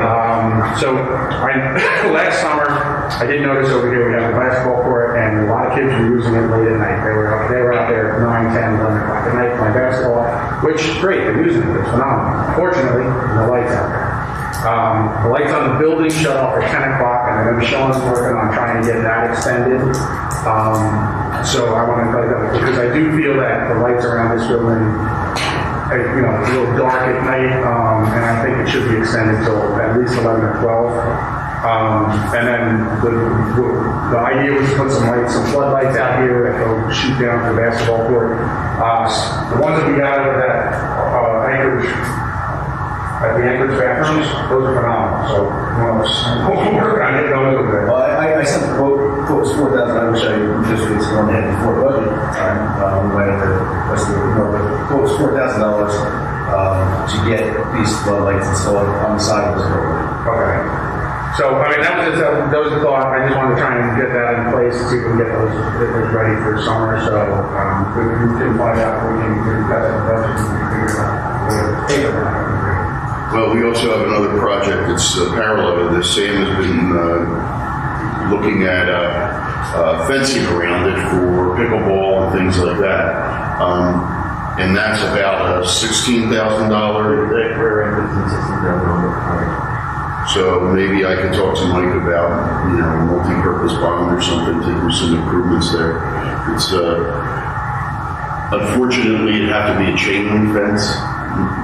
Not preferred, but there's no you can't. Yeah, I'm not too crazy about the fencing on that. Well, that's for you guys to decide. I'm just saying, if you wanted to stop pickleball, it can't be like our ornamental fence. It's not going to work. I mean, the only thing that'll work there with basketball. Push for a pickleball court, so if they had a chain link fence around it, we could have pickleball. Yeah, well, I was going to say, is there? You could fit 2 pickleball courts in there. They're there already. They're lines. They're mapped out. Yeah, they're lined out. No, I was asking, They could hold the ball and they were fine. is there a, how big is the demand? But I mean, it was on Facebook, it was pretty good demand. I think this is one of those things that's going to be, it's going to be hot for a hot second, and then it's going to kind of fade. We were told that if we do put a fence here and it's pickleball hit by numerous guys that came out here to give us quotes on lines and the courts themselves, that it would be busy every morning. Long branch, day they put it up, it's been nonstop every day. Runton has a pickleball court Methodist school. It's very popular. Yeah, I mean, I've seen like pickleball, paddleball, too, with little racket sports, which are popular now, but I would say so big things is aesthetics. Like, there's going to be ugly type of fencing up there, or not really cool. So I look at maybe. Well, the big thing here is, too, is it's not like a 4-foot fence, it's going to be like a 6 or 8 foot fence, so. Yeah, no. That's, I mean. That's another thing you'll have to look into if you are going with that fence is a lot of times. Now that pickleball will be taking over once you do put a fence up of scheduling pickleball set rounds and basketball. And then the other thing is too, that then minimizes the amount of space that we have for farmers markets we want to do. And everything's going to be inside. Well, that'd just be for 2 or 3 hours on whatever day they pick. John Lammy and Councilman Lammy was also looking into the viability of doing 1 or 2 courts inside. We're going to talk about the rec center right there, but John was looking into that. I know that him and Don have talked about it. John, is that fair to say you're considering it? Yeah, I'm here. Okay, we got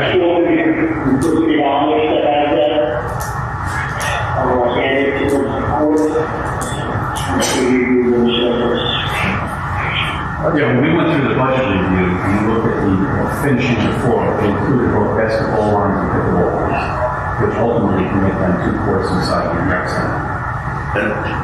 And I think that will generate a lot of interest indoors, evenings, things like that, and it would spill over to here, you know, but it is, you know, it's getting more and more popular. But the fence is just, I wanted to bring that up because... Yeah, I'm not a fan of having fence there. I think it's just that's a policy decision. All right, anyone have an opinion on it? I mean, so do it indoors is great. It's impact anything, but then you always make the decision go outdoors too. So I have an opinion. I think doing pickleball is a good thing because it's getting very popular. I've never played myself, but getting very popular. I think starting in the rec center is a good way to go. I think it would be, if we're trying to create more of this type of stuff. Fencing is not cheap. and the appearance is not great, I would say, let's see how we do on the rec center, whether or not we go pay the board attention. If we really need to expand, I think I agree with Ted on that. A dumb question, Sean, if you don't mind. I think it's great that we're going to put the lights on the building pointing towards the court versus poles, because it's a lot cheaper. Those lights are not going to be shooting right in somebody's face who's trying to shoot the basket that they say, I can't see it. Now, the net's on that side? Oh, there's only one net. There's only, yeah, there's only one net. Yeah, thank you. I mean, that would be an excuse. It's a half. I wasn't shooting that, but that's nice. That would Guys, I think it's a half court, so it's only one side. Actually, it's not even a full half court, right? Full half court. Thank you. Thank you. That's my opinion. Right, sounds good, Rachel. I just want to remember with beach badge request for good cause. Issue with that. So then you go opposed? No, I don't expect you to. It'll be on the next agenda to be mobilized. Yeah. We already started talking. Holiday Express. I've already spoke about it somewhat, but now John will probably speak to this. Necessarily, well, yeah, the gym as well. We have to come up with guidelines like we do anywhere else. We had a request from Al-Anon, a group that is support families of people that have some issues. They're certainly not a profit-making operation. It's just a group that meets. The only concern is how popular does it become if we don't charge? Does everybody want it? Who's going to open it and close it? And should there be even a modest fee, even if it's a $20 to get somebody over there to clean the toilets and the bathrooms and such? So I think that goes back to this room. This room's a little more cumbersome, though. Well, I think the same conversation. And Sean can attest to this, because Sean brought it up many times. It's more so in the fact that whatever our cost will be should be covered by whoever's renting. Oh, no, yeah, and then some, because moving the dais into that. I'm talking about the rec center. Oh, even the rec center. I mean, there should be. I'm mixing apples and oranges. This room presents different problems than the rec center. Yeah. There's no doubt about it. This one is, we have to set up, we have to take down, we have to move the dais. You move that dais for too many years, we're gonna end up buying another one. So there's got to be some sort of charge that starts replacing tables, chairs, and the like. The rec center is a little different. It's more industrial, so to speak. But should there be a charge for nonprofits? I think that's what I wanted to come up with. Groups that like Al-Anon that wants to do it. It's certainly. I don't know, it's probably a regional thing. It's probably not everybody from Seabright. So it's probably more, it'd be local. It's not going to be people from Riel coming up here, but it certainly will be more local orientation, I would say. And if we want to do that, do they provide us some insurance? Somebody gets hurt, a whole arm or something, require that certificate of insurance. I'm just feeling it out. That would be a little different than this. This would be for parties and weddings or whatever. We should tackle both at the same time. Going back to the other thing, I tried on for years, certain things like just discussing renting this place. What's the reason not to come with the final decision? Kicking the can down. Yeah, this is decided. It is different. Like nonprofits, so we have this is always supposed to be not a big money maker, but a small for-profit endeavor, right? We can cover all our costs and then kind of make little companies, new building. It's a nice location, but there are going to be kind of people that rent this place. And I don't want to get up the rec center conversation, but I think we should knock them all, whatever we're going to do. But what are your feelings on nonprofits? How do we handle that? I would, nonprofits generally should get a break. It really should be our focus as far as treating them with as well as we can as it pertains to renting and getting a better deal, etc. Because I believe that there will be other commercial entities or families, etc. that they want to use the space, and it's a beautiful space. So we should look to monetize it to the best extent we can without overdoing it. We had put together a cost, Public Works has had their input. Chris and I sat in on a couple meetings where we determined, so I do have a general cost. It gets up because, you know, we felt that if there's a party or a wedding in here, we need a person here in case there was a problem or anything. So that kind of jacked it up a little bit. It was during the height of COVID, so we were talking about sanitizing the building before and after. I don't know if that's still So we can have a person here, like on call for the event director? Yeah, we talked about having a person here, you know, one of the, either a part-timer or someone here, you know, if something goes wrong, a lot different than the rec center. You know, that we're just unlocking it and you can go in. I mean, it's a bathroom. So they're different. I understand that we'd like to do it globally, but I can put together just bullet points for you guys to consider. I think the main thing we need to figure out is how much is it going to cost us to set up, break down, clean afterwards, what happened for both areas, here, there, whatever. And then so long as we cover that cost for nonprofits, that's fine. So we don't want it costing us money for a nonprofit to go in and use the community center. So they should at least cover that cost. And then from there on out, that you know. I think one of the big ones here to look at, are you going to allow alcohol to be served in these buildings? If alcohol is going to be served in these buildings, then you really have to have someone come in and take a look because. That's probably the biggest one. Is alcohol going to be served? Is there any alcohol in the buildings? Yeah, I think that's probably the case for certain events. You know, they have a wedding or. I don't know, the mom's in their wine. If you recall, this kind of fell by the wayside last time, mostly because of timing. Especially this room, wanting to be rented out in summertime. Lifeguard doesn't get out to 7 o'clock, so I think that's kind of why it fell. We're going to have a lot of, exactly. It's going to be only open, it has to be, everything, all town phones will take precedence over any kind of. So it would be September 15th to May 15th would be for this room. That room, the community center can be used anytime. Yeah, sure, we agree with you. We'll make sure that it's definitely a priority for our functions and events first. So getting back to the calendar, sorry. Yeah, that's the other thing. We have to create a centralized calendar. Getting back to the rec center on the agenda. Hey, John, before I make a couple points, you have kind of the spirit. Anything in particular you have on the rec center?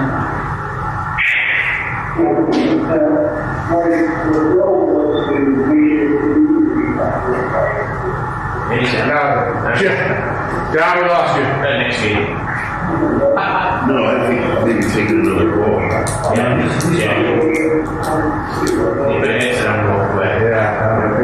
can't hear you.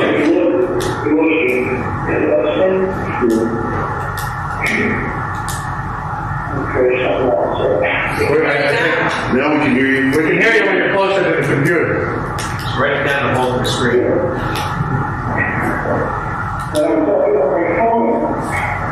We can hear you. Okay, so I know the organization has a big record. I don't know how they administer or whatever, but I wanted this to be a community center that we're found on the youth that change and did some food activities on the local businesses. They challenge each other, and we have a week that was funded. But this is one of the doors that we have. We have a doctor. We only got part of that, John, but I think You want to speak to the next council meeting? When John first or I can't hear you. Yeah, so what I think John said is one of the visions for this rec center is to get the businesses in town involved. Maybe sponsor some things, some activities and things like that going forward. Getting back to Joe's summary. I mean, in my mind, this rec center is going to move us in a positive direction between the lights that have been put in, the finishing that's in the ground floor, the basketball that's going to be played now. And I think encouraging it is a really good thing because it brings people into town, especially if they're well-intentioned people like the seniors or Al-Anon or whatever it is. It's probably good for merchants because some of them may go next door and buy something maybe. But I don't think we need to do it here, but I think somebody needs to just define, because these buildings are very big. That other building does not have that meeting room. I've been there with the seniors, it's very easy to maintain, there's nothing much involved. I think if hypothetically we said $20 a meeting, they go to a church center to find another place as best as they can. So I think we do want to encourage it. I think requiring insurance will be a problem because most of those things we do not have to do that. I think a whole harmless would be if that works and is viable. Because I don't know what the seniors do now, whether or not they're sure they have a whole harmless. But I think if we had a situation where Al-Anon or some other group said, would like to meet here, and we don't overcomplicate it, it will encourage people to come in and do it. I don't think we have to unlock it. But I think offline or a separate meeting, we should try to get to a point that it's clear, it's easy, and maybe the two buildings are different. But I think motivating more activity at the rec center is a good thing overall. That's my opinion. And I think that's an easier lift.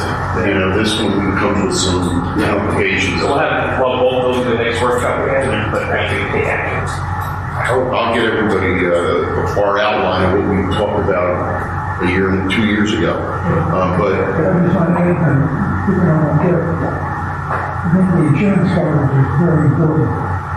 More people have to, we've had people take a trip down there in the stairs and stuff. So they have to be self-insured to some extent and hold on to work with our chickens. I think that looking to the JIF for some guidance on sort of best practices and as far as the appropriate coverage there is probably a good idea. I'm torn on just going with the whole harmless. I think 9 times out of 10 it's going to be fine. Or is that one? That where it might not be. I'd like to understand what the economics are. We can look at that as far as, okay, what is it? If somebody's having a 2-hour meeting or in a building, are we going to require them beyond the whole harmless access? We have to do that. But I mean, we're more events, right? Yeah, so that's kind of... How do firehouses handle it? Firehouses rent out space for a party, let's say. Obviously, the chief mentioned that when it comes to alcohol, they're going to have to have insurance for that. But we don't have it. I rent the whole out for my fire company, Brian, and they have to provide certificate of insurance for that event. So but that's not an event. There's insurance. And they can get it with or without alcohol. So correct. You can get it for, it's like $7,500, whatever it is, whatever you're doing, and gives you X amount of coverage. But for a nonprofit meeting, I don't. A lot of finance associations have their board meetings in that area. Yeah, if it's a meeting, we don't provide it. It's more parties and events. Yep.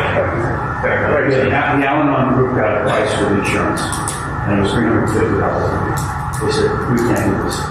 We don't even have to do this. How are we going to pay for this? So if that's a requirement, we'll find out. Understood. Yeah. So you may, we'll come with some recommendations for you. Daytime is not a problem at all, but I don't know that those kind of groups meet during the day. I don't know when their meetings are, or seniors meet during the day. But at night, you have the resources to block it. I know the church has the Al-Anon group. And we have the resources to do a lot. It just depends what kind of meeting we're looking at, and is it a weekly thing? Is it every other day? So I think there's a lot of variables that we have to look at. What kind of meetings, what kind of people are we having there? Yeah. I don't even know what their meeting schedule is. Is it a monthly? Well, I know the alcohol, the AA group that meets at the church is every day. Every day between like 5 and 6 or something. I know, yeah, 6 or 7 o'clock in the morning, they have a big AA meeting at the time. I'm sure they want to move it back into the rec center in the winter. Yeah, if we think about where this would go, right? The seniors meet twice a month, and they do it during the day. The Al-Anon group, I think, would meet once or twice a month. 2 hours at a time. But you could then ultimately have 15 of these, right? And then it becomes more of a demand. You may find yourself actually locking in the morning, locking in at night. Who knows where that's going to go? But I think putting the framework in place is the right thing to do. You'll get us all comfortable with it. I think the big question is, do we want to encourage it, or do we need insurance? Well, let's $300 if we would donate it. This is primary use that money. Can you please mute yourself?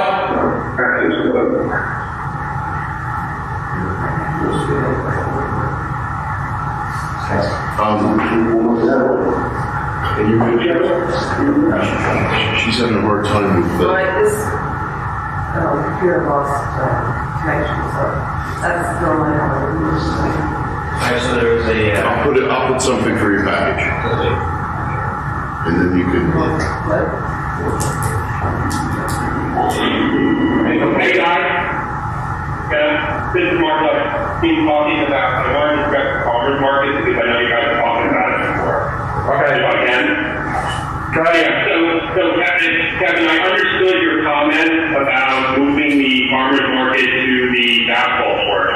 My only concern is you may actually want to take a look at parking on a Thursday in Seabright during the summer. It is not that full of parking lot traditionally in the afternoon that you're losing any parking revenue. If anything, we were having complaints from the farmer's market patrons at the time that there weren't enough people there and that there wasn't enough advertising going on, that the parking lot actually had plenty of spaces. If anything, the farmer's market was bringing people to town and filling parking spaces, not the other way around. So if you're looking to relocate the farmer's market based upon a fear of losing parking revenue, I think that's a mistake because I don't think you are losing parking revenue. Yeah, no, Mark, it wasn't necessarily the parking revenue that was a concern. It was more or less the logistics for the police department as far as, getting vehicles in and out of that area and roping off space and that sort of thing. We just thought, and the farmer's market was starting to get a little bit too big in the sense that we were pulling in a lot of things that weren't farmer's market related. Yeah, now Kevin, so now you understand. It's very hard to get vendors. So when you're saying you just want to switch to just farmer's market items, like all you want to do is have produce and that's it, you're not going to get anybody to come to that farmer's market because what brings people to a farmer's market, I mean, we did that intentionally by being very selective as to who you're allowing in or not in. Because we were trying to attract people to come to the farmer's market. So we have like one produce guy, and you're not going to find 5 produce guys that want to come in because they're not going to want to compete against one another. It's not profitable for them. And the other problem is that the vendors, and one of the number one complaints we got was visibility. If you stick them in the back on the basketball court, no one's going to know they're there, and no one's going to come. So you have like five farmers setting up a farmer's stand. I think you're hurting it. It's not even worth doing. I don't know who was complaining about it. That there were non-farmers like things there. But I know some of those popular stands were like the cheese guy. People love going to get their mozzarella. Their fresh mozzarella, and that's something we consider. Well, cheese is a farmer's market item. I'm talking like the craft guys and But I mean, the whole point of bringing it up here was just to see if there was to gauge the feelings from the council. It seems like we want to move forward with that. And the big thing right now is finding somebody to help, manage it. So we're gonna. And that's the big thing. But my point, Kevin, is that I would not even pursue it if what council wants to do is relegate it back to the basketball court. And so basically, there's no point in doing that, and it's not going to be successful. I'm just telling you, it's not going to be from experience. You're going to want to stay who you are. You're not taking it. I mean, this is my opinion from having done it for years. It's not going to be successful there. I would not worry about parking revenue because there isn't that parking revenue on a Thursday. But the main thing is, again, as you just said, you need someone to manage it. Get someone to manage it, it will be fine, and it will work. But don't relegate it. And that's fine. And thank you, Mark. Like you said, the big thing is finding somebody to manage it. Once we get that, we'll figure out the logistics from there.